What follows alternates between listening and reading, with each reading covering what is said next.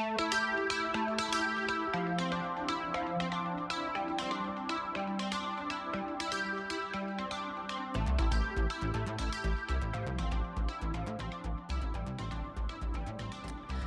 and welcome to an introduction to HTML.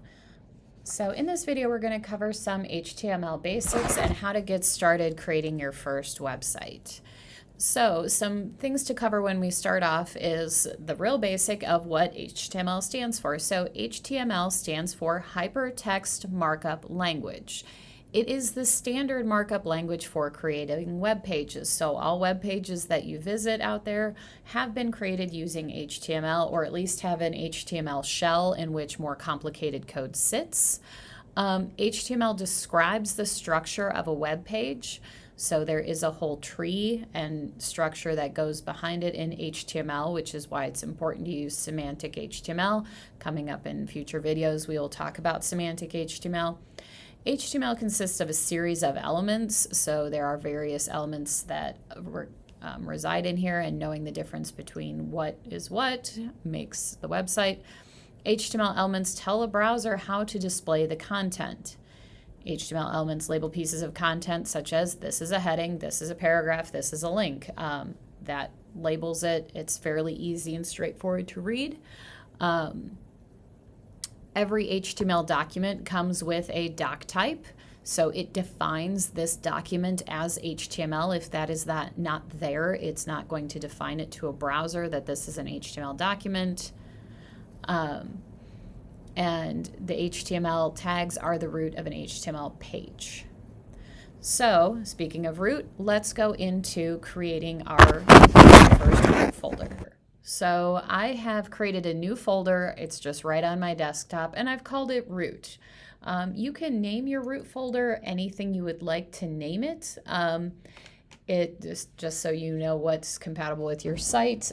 Be mindful of case sensitivity as well as spaces in your folder name. Depending on where you're moving it to, you may not need or want to have uppercase letters or spaces in your folder names.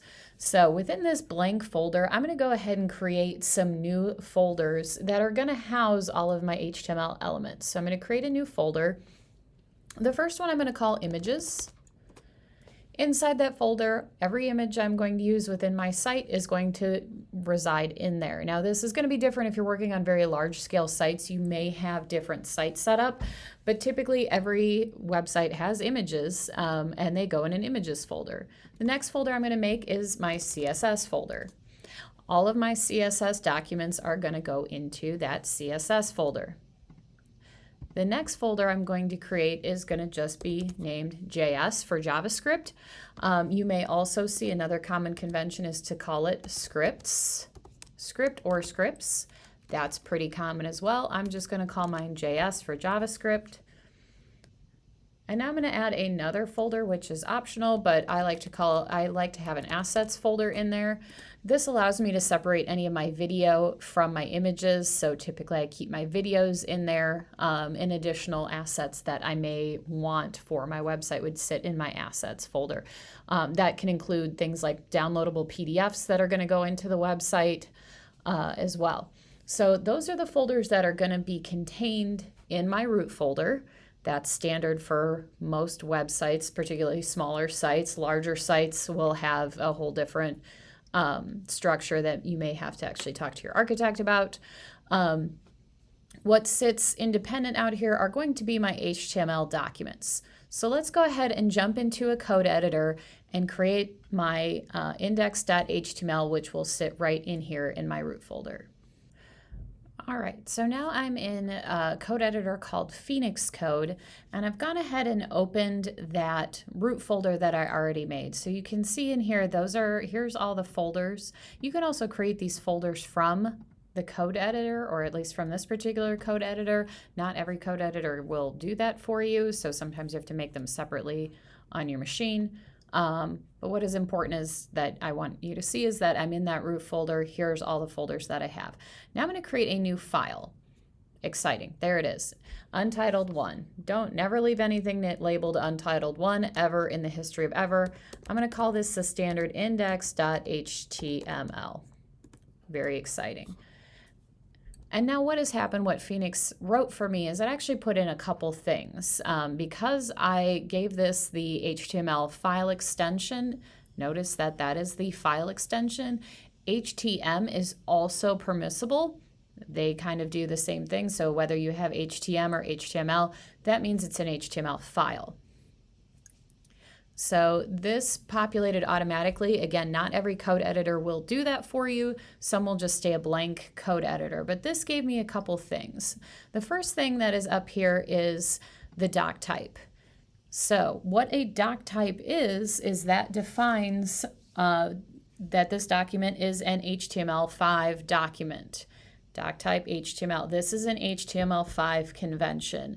A little later, we're going to look at some of the different conventions out there, such as XHTML, which is slightly different and will have different rules. We're currently in 2024 looking at HTML5.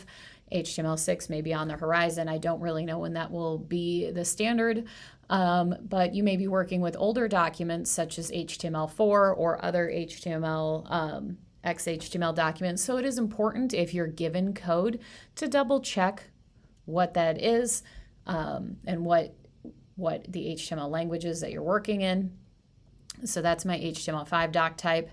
The next thing I have is my HTML tag. I'm going to go ahead and clear some of this out, and we're going to write it from scratch. Declaration that, and the next thing we are going to want to type is going to be our beginning and HTML tags.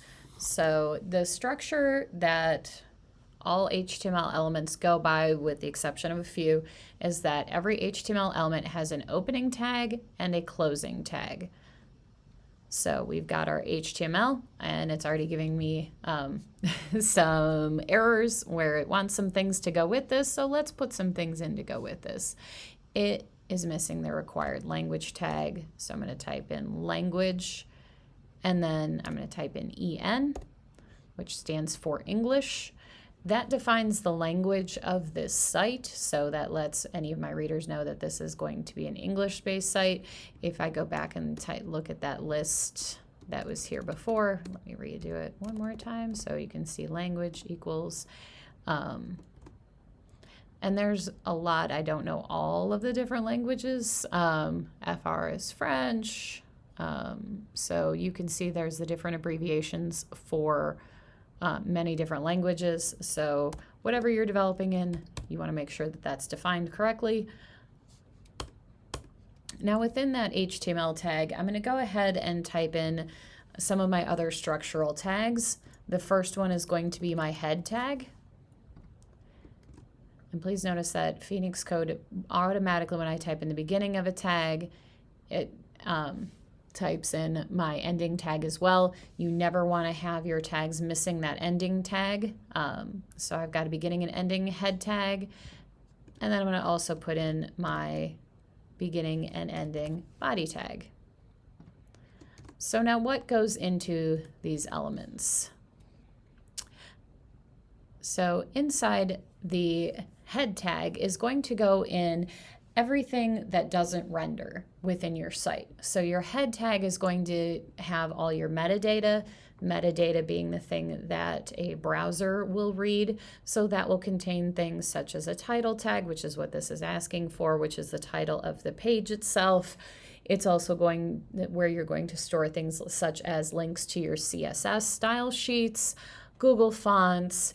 Any additional scripts may also be in here, links to additional libraries, as well as other meta information such as description, authors, keywords, etc. So anything the head tag is going to be stuff that is pertinent to the site but does not visually render within your site. Your body tag will contain everything that visually renders on the website.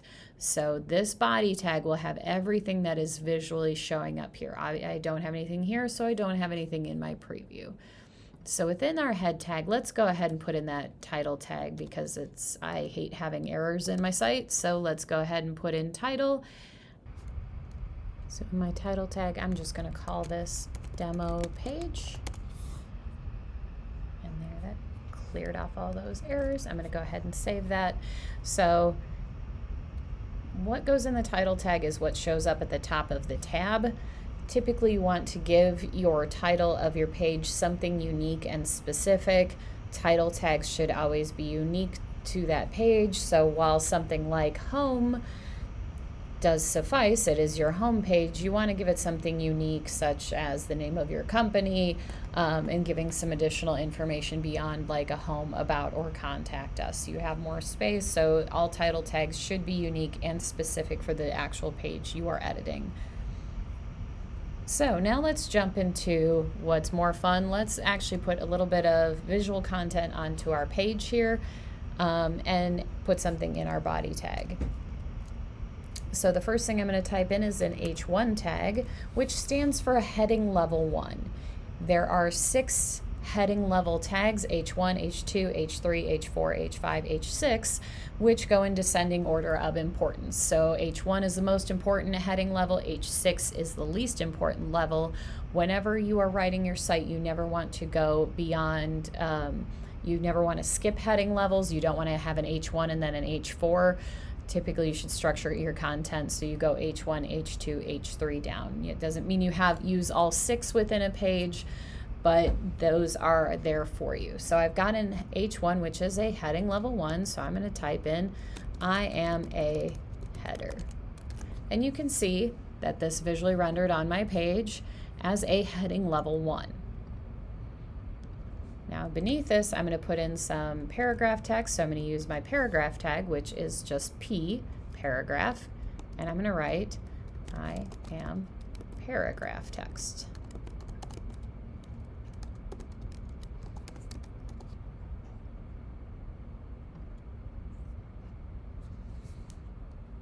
And there is some paragraph text. So your standard body text will use a P tag. You can style this using IDs and things like that, but paragraph text have a P tag.